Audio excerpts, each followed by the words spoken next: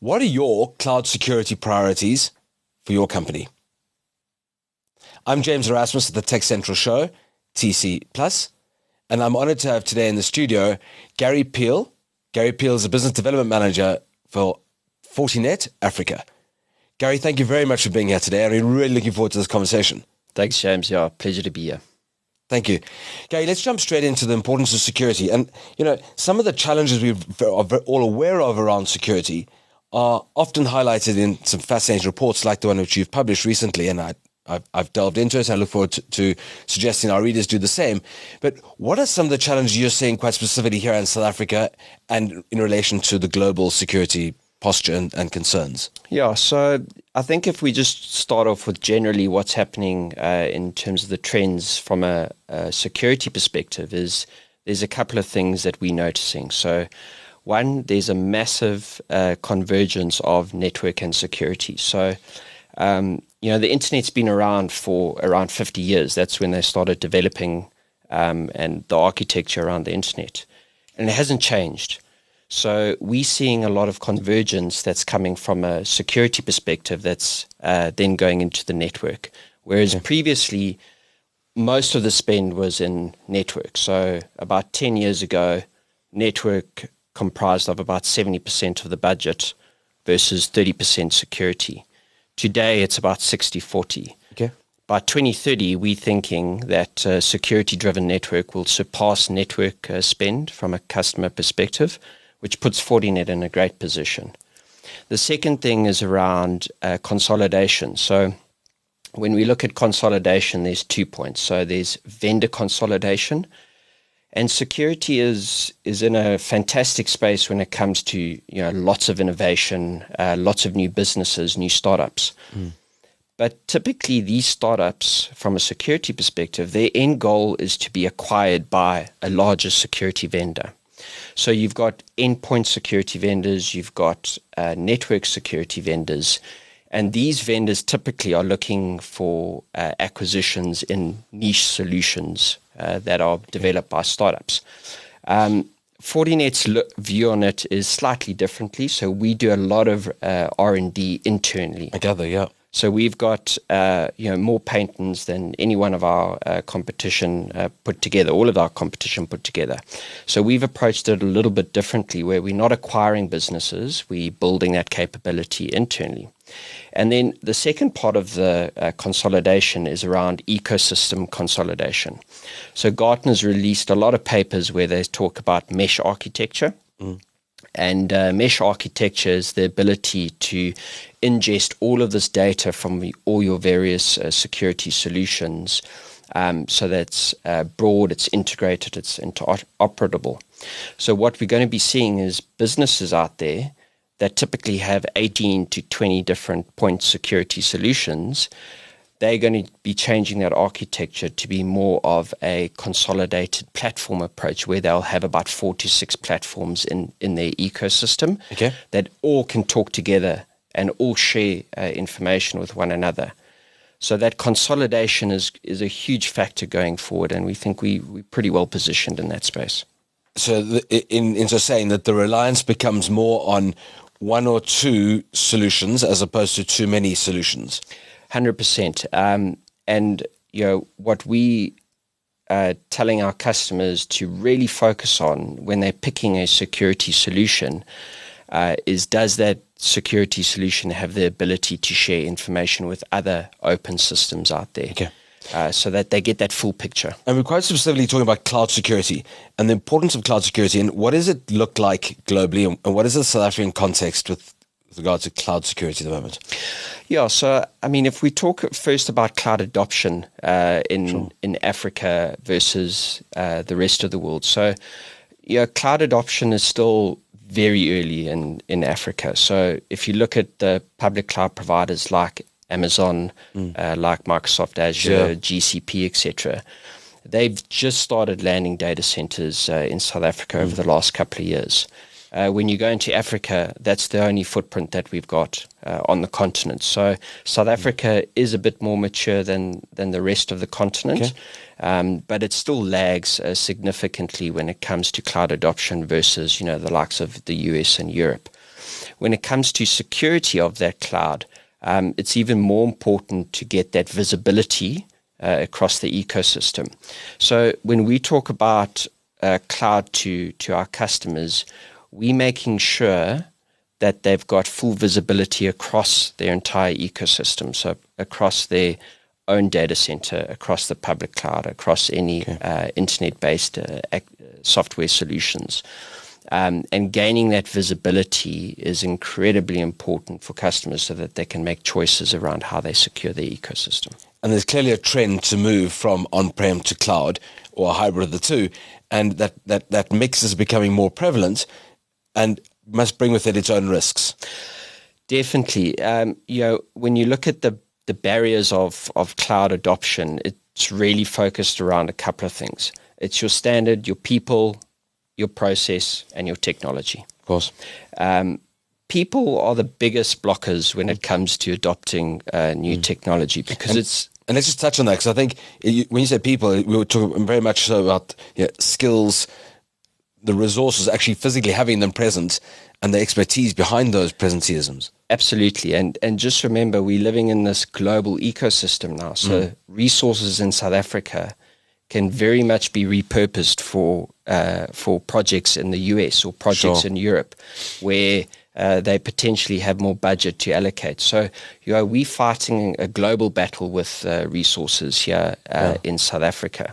So cloud adoption, I think, if you look at it 10, 15 years ago, they thought, lots of businesses would be all in from a cloud perspective. And it's just not happening at the pace that they thought it would happen. It's still massively growing globally, but it's not many people are going all in on cloud.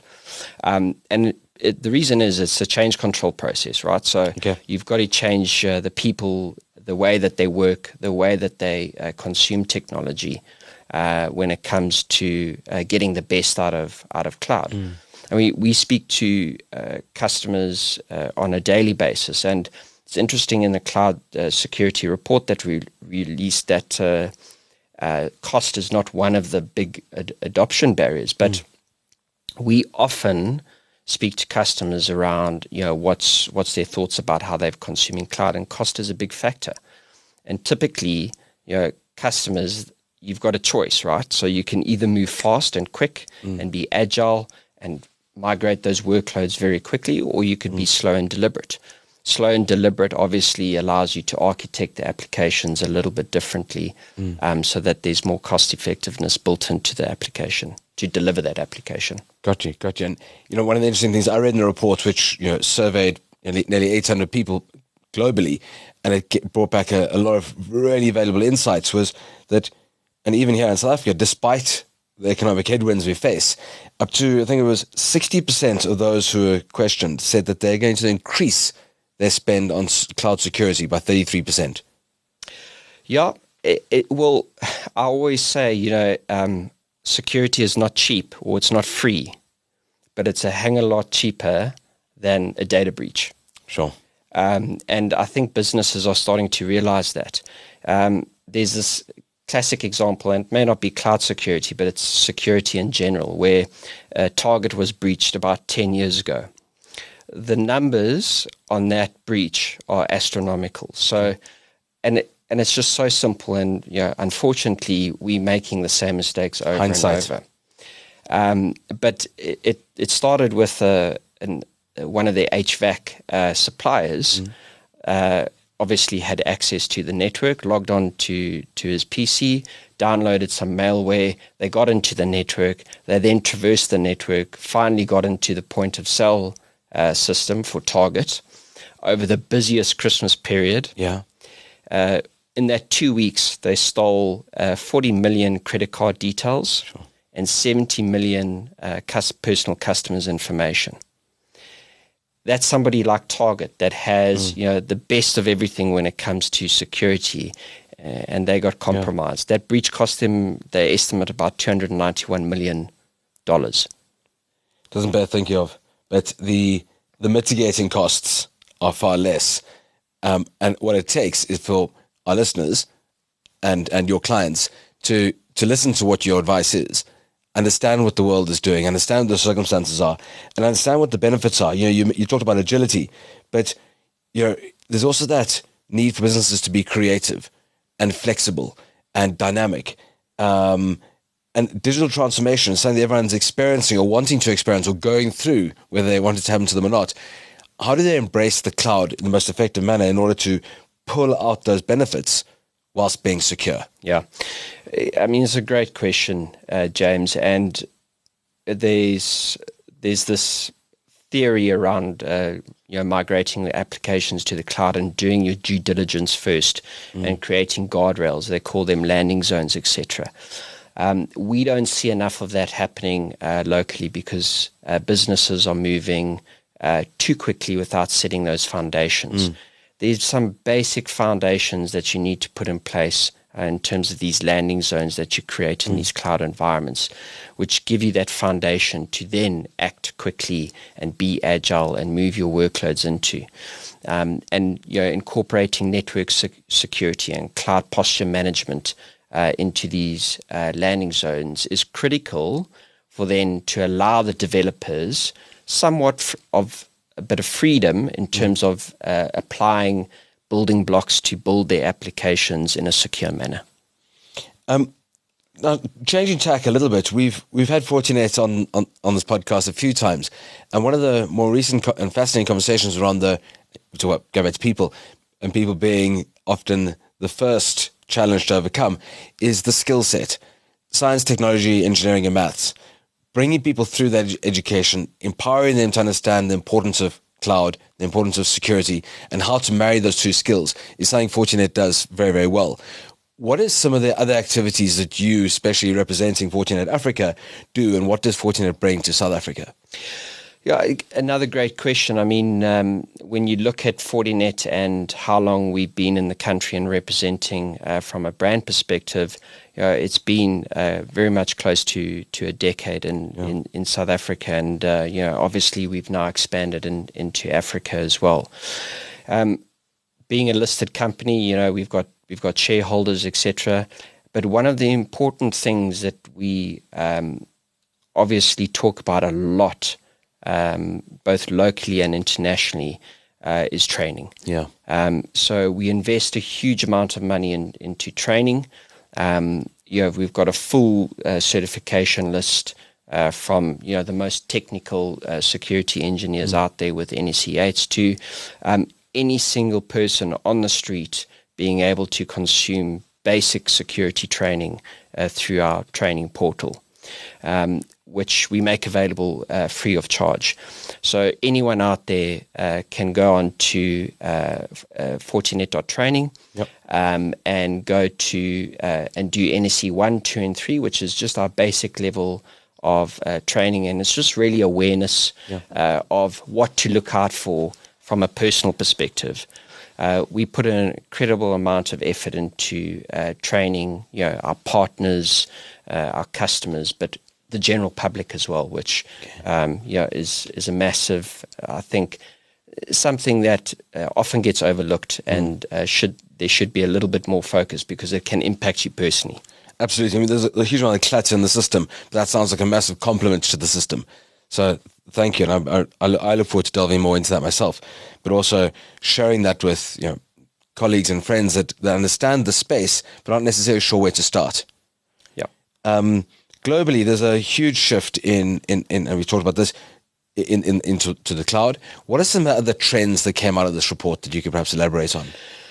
Yeah, so when you look at trends from a security perspective, the same culprits come up all the time. So we've spoken about people and skills, etc. Yeah. So making sure that your security engineers are skilled in securing cloud workloads is important. So we're seeing more and more customers increasing that cloud security training and bringing their security teams into these cloud conversations.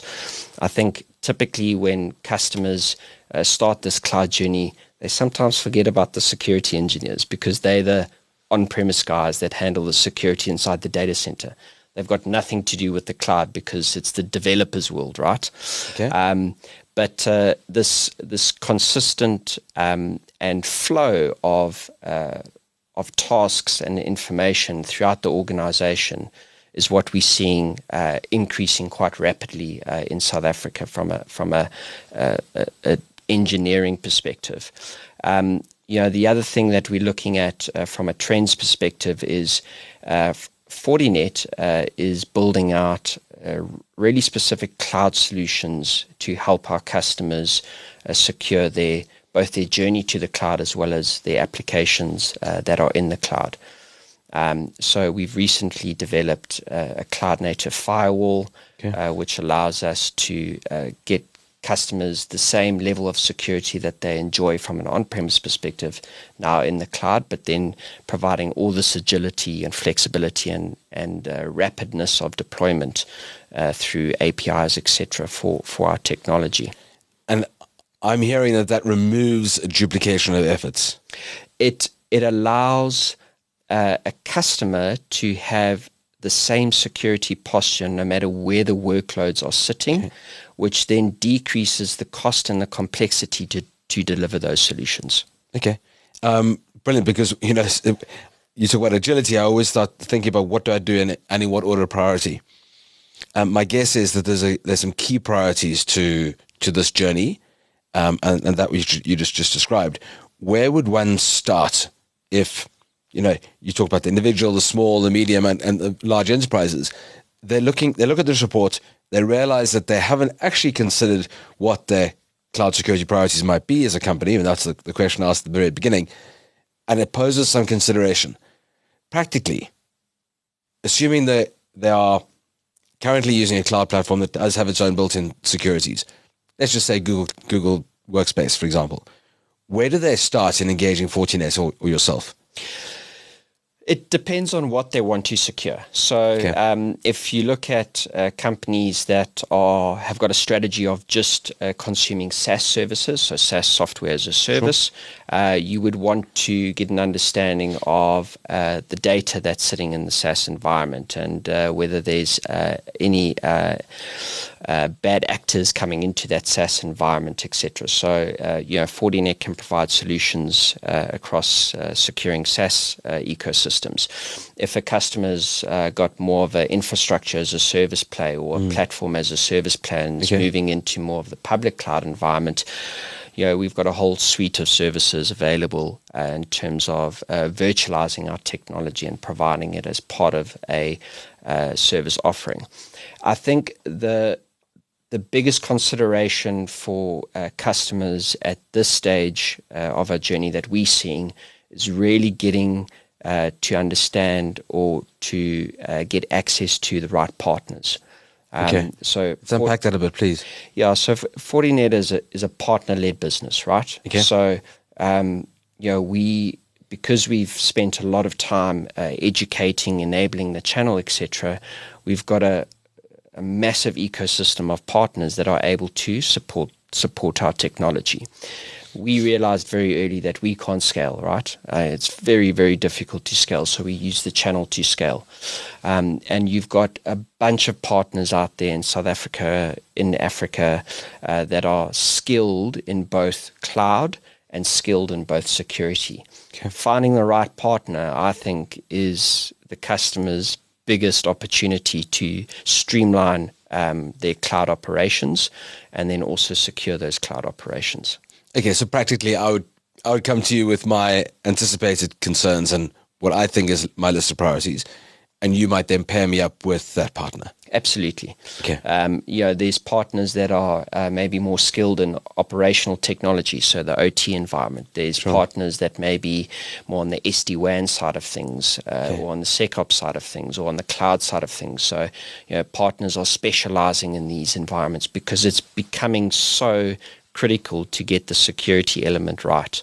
That they're investing heavily in this technology and specializing in it as well.